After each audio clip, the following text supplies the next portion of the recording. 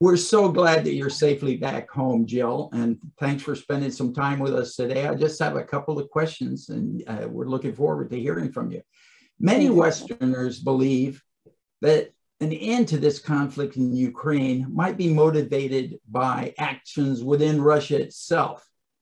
What's your assessment of the current level of popular support for Putin's special military operation? Are there any cracks in the dike of official propaganda? Will the sanctions have any impact? Is there any likelihood that Russian public opinion is ever going to actually impact Putin? Boy, Bill, those are really excellent questions.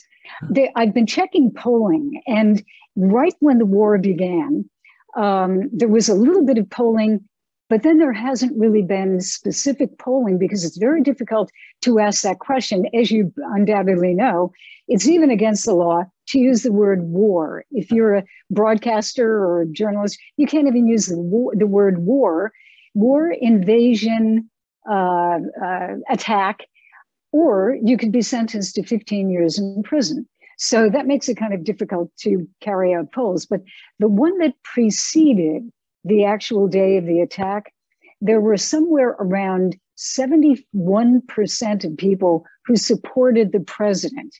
Now, again, no polling since, and the situation has radically changed. But I would say that based on what I saw in Moscow, and I was there for almost 3 weeks and then had to leave because of that law, the propaganda coming from the central state TV, which is now totally controlled by the Kremlin, is a never-ending justification for that war. And the people who are watching TV, who tend to be, kind of older, they may not be on the internet, they may support President Putin in general, just about everything. And they look at that and they say, they get a message, which is, in quotes, Ukraine is not a country. Ukraine is being manipulated by the West, by the United States, and by NATO. And it is trying to attack Russia. And Russian speakers who are located in that Donbass region, the eastern part of Ukraine.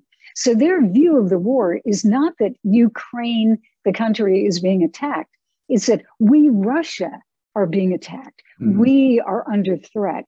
So they tend to support it because they feel, there's a lot of fear. And when the government uses words like Nazis and regime and junta, as they do, I think genuinely some older Russians who may remember World War II, actually might have lived through it, will remember Nazis and remember what the Nazis did, and then they're fearful. Now, the younger generation, this is a long way of answering your question, but there's no short way. The younger generation is on the internet. And so they are looking at a variety of different information, although that space is really being shut down right now.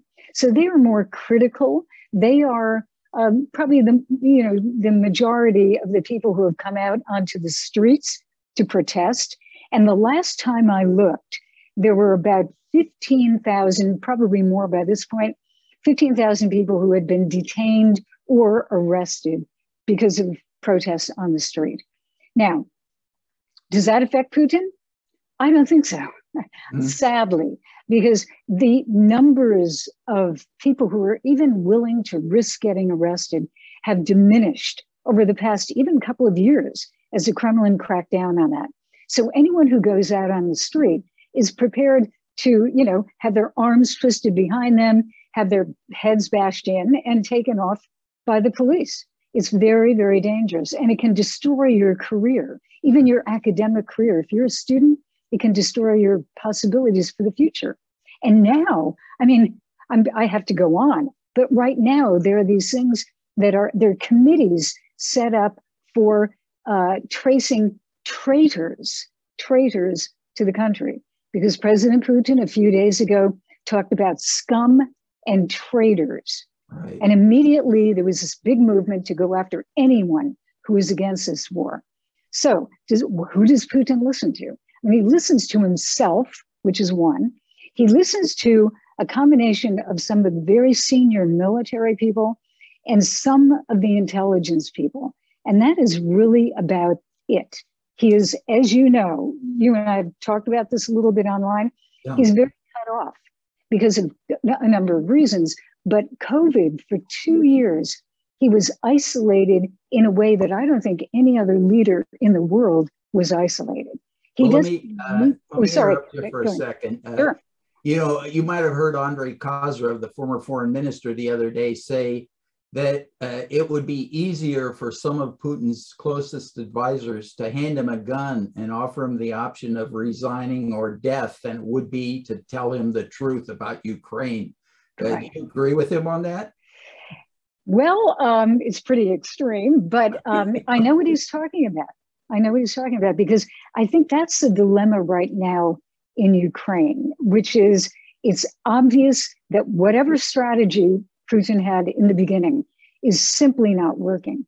And this was supposed to be over very quickly. It is now going, the fourth week of this war. Well, so speaking of the strategy, it looks like the current strategy is one of terror and inflicting as much pain as possible. I think that makes this a test of wills between two very different men, Putin and Zelensky.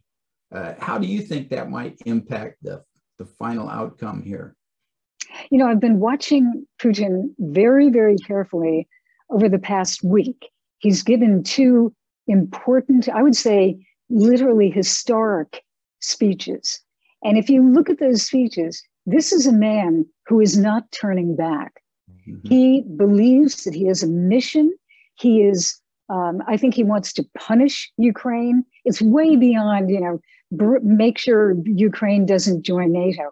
I think he is at the point where he wants to destroy the government in Ukraine, destroy, there's no question, Zelensky, although he can't. And I think he wants to punish Ukraine for what's happening. So this is really a man, and he sees himself in a way almost as a religious leader. You know, he was quoting the Bible the other day. There's an element that's creeping in that's very, very, goes way beyond just geopolitics. So I think the personalities are important in this case because Putin doesn't have any reverse gear. I mean, he's in there. It's not working. And I think he's just going to double down and wreak as much destruction as he can. Well, I wish we had more time and I wish we could end on a cheerier note, but I just really want to thank you. You're the best. And we hope we'll see you face to face in Seattle someday soon. Oh, I really hope so. I miss Seattle. So regards to all my friends there. And thank you very much, Bill. I can't think of a more perfect person to ask these questions. Thanks. Thank you, Jill.